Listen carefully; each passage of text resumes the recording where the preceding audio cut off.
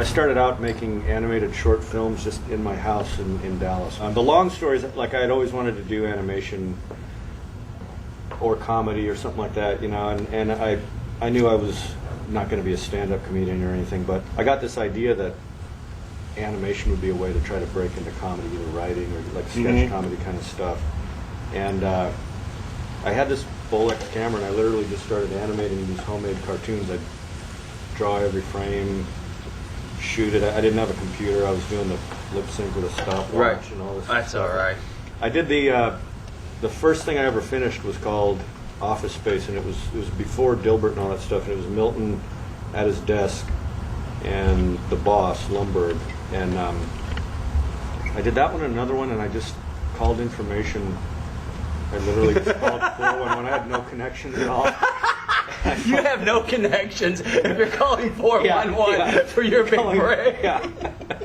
I know, I felt kind of embarrassed, but then I thought, fuck it, I'm here by myself in the house. My wife's at work. I'm just gonna call 411. And I literally was like, MTV, please. And you know, I'd get like a secretary, and they'd be rude, and then I'd get somebody else, and I just start asking for addresses, and I just sent, I don't know, like 20 tapes out. And within a week and a half, I got all these calls. Like I got this animation festival called me. I got this show on Comedy Central. Actually ran that first animated short, and then Saturday Night Live ran it eventually. And then a show called Kids in the Hall actually called and told me how much I liked it, and then didn't do anything with it, and then did a very similar sketch to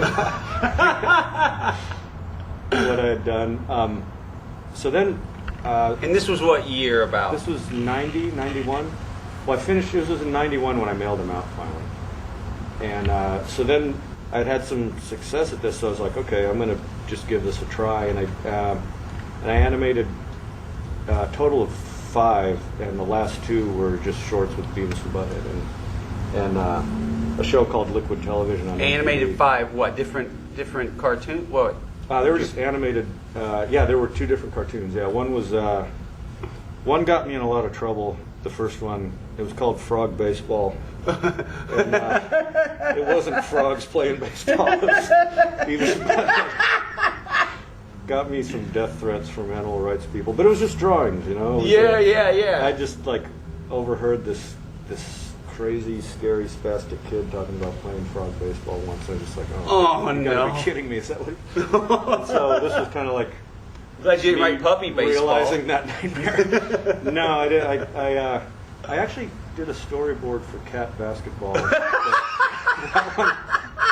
that one, thankfully, I didn't. And in that one, Butthead ended up getting mauled by the cat. It wasn't like a. Yeah, those days were. I learned my lesson. Basically, that MTV, there was a show called Liquid Television. Right. And they ran all of them.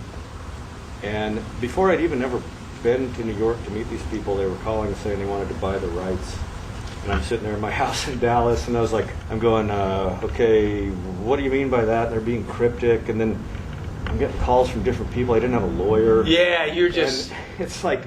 Yeah, when you're kind of starting out, you have no concept of what a deal should be. And I figured like that's the price of an education. That's your entrance fee into show business. Right, you get right. ripped off the first time, and then I'm sure you can relate. Yeah. I don't think our TV deal. We definitely didn't set any records with the money we got paid. You didn't make the Forbes list on your first one. It worked out in the movies. It worked out for us. But the TV show, man, I think it's just a trade-off. You're on MTV and you get all this exposure, and you just, they just don't, pay a lot of money. That's how I looked at it. Like, I don't know. Somehow it's weird how it gets out, but somehow it was just out there that people I'd encounter on the street who figured out who I was would say, "Oh man, you got ripped off by MTV," and I don't really feel like I did. I mean, because it works itself out, Yeah, and I mean, so if or they'd say it like I was stupid or made some bad deal, and then if I didn't do it, I wouldn't have had I'd be sitting in Dallas making animated shorts for festivals or something. Yeah. So, I'd still be doing commercials. I'd still be doing Beer Sears commercials commercials and beer commercials and writing for magazines for 10 cents a word. yeah. So I figure Hitting the nuts for no money. it's sad but true.